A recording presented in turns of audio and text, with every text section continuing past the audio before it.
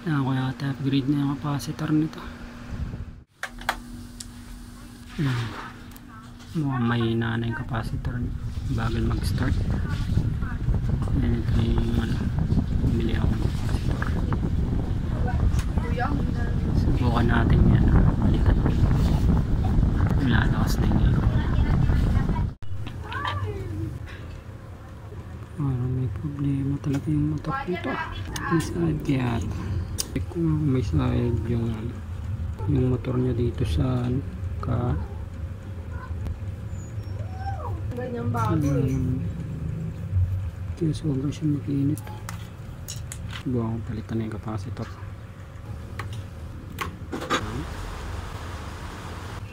Ito ipapalit natin 1.5 euro. Pwede kayong bumili nito online o kaya sa malapit na electronic shop sa inyo. Yung value nito 2 UF. Nilagay ko lang yata itong 2 UF dati. Ang original nito 1.5 lang. In-upgrade ko lang yata. Limutan ko na. Minute siya.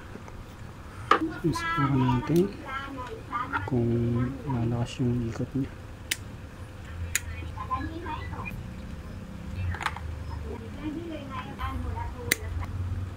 Malaki.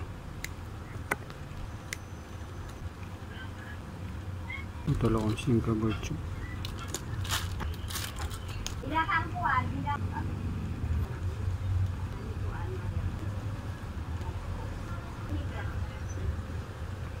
Man, init.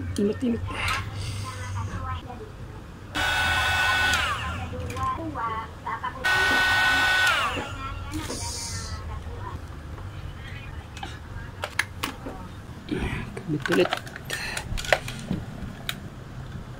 Testing ulit. Takas na.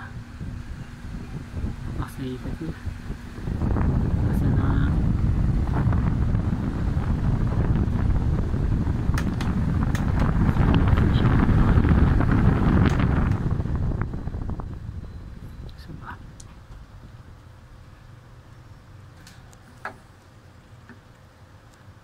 Yan, isa pa.